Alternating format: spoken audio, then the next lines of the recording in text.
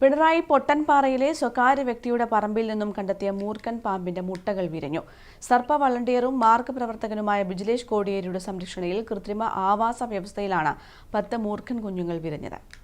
സർപ്പ വളണ്ടിയറും മാർഗ് പ്രവർത്തകനുമായ ബിജിലേഷ് കോടിയേരിയുടെ സംരക്ഷണയിൽ വിരിഞ്ഞത് 10 മൂർഖൻ പാമ്പിന്റെ കുഞ്ഞുങ്ങൾ.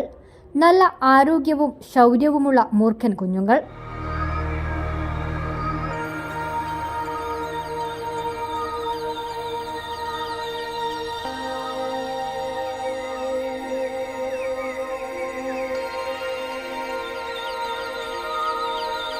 ഇക്കഴിഞ്ഞ മാർച്ച് 14-നായിരുന്നു പിണറായി പൊട്ടൻപാറയിൽ നിന്നും മൂർഖൻ പാമ്പിനെയും 15 പാമ്പിൻ മുട്ടകളും കണ്ടെത്തിയത്. തുടർന്ന് Kannavam forest officer Sudheer Naroth, section forest officer Jijil എന്നിവരുടെ നിർദ്ദേശപ്രകാരം മൂർഖനെ പിടികൂടി അതിന്റെ ആവാസ വ്യവസ്ഥയിലേക്ക് തുറന്നുവിട്ടു. പാമ്പിൻ മുട്ടകൾ ബിജിലേഷ് കോടിയേരിയുടെ സംരക്ഷണയിൽ സൂക്ഷിക്കുകയായിരുന്നു. 15 മുട്ടകൾ ലഭിച്ചതിൽ 10 എണ്ണം വിരിഞ്ഞു. 2 മാസത്തോളം എടുത്താണ് മുട്ടകൾ വിരിഞ്ഞതെന്ന് ബിജിലേഷ് കോടിയേരി പറഞ്ഞു. പൊട്ടൻപാറ എന്നുള്ള സ്ഥലത്ത് വെച്ച് ഒരു റെസ്ക്യൂ കോൾ ഉണ്ടായി.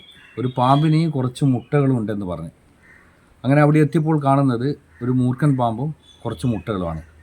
ആ മൂർഖൻ പാമ്പിനെ റെസ്ക്യൂ ചെയ്ത് അതിനുശേഷം അതിൻ്റെ ആവാസ സ്ഥലത്തേക്ക് റിലീസ് ചെയ്യുകയും മുട്ട സൂക്ഷിച്ചു വെക്കുകയാണ് ചെയ്തിട്ടുള്ളത്. Kannavam range forest officer Sudheer Naroth സാറിനെയും സെക്ഷൻ ഫോറസ്റ്റ് ഓഫീസർ ജിജിൽ സാറിനെയും ഈ ഒരു മുട്ട സൂക്ഷിച്ചു വെക്കുന്നതിൻ്റെ വിവരം ധരിപ്പിച്ചതിനെ തുടർന്ന് അവരുടെ നിർദ്ദേശപ്രകാരം മുട്ട വിരിയിക്കാൻ വെച്ചു. 2 മാസത്തോളം സമയമെടുത്തതിന് ശേഷം മുട്ട വിരിയുകയാണ് ഉണ്ടായത്. ഏകദേശം ഒരു 15ഓളം മുട്ട ഉണ്ടായിരുന്നു. അതിൽ 10ഓളം കുഞ്ഞുങ്ങൾ ഇപ്പോൾ വിരിഞ്ഞ് കിട്ടിയിട്ടുണ്ട്. പാമ്പിൻ കുഞ്ഞുങ്ങളെ പിന്നീട് വനംവകുപ്പിന് കൈമാറും.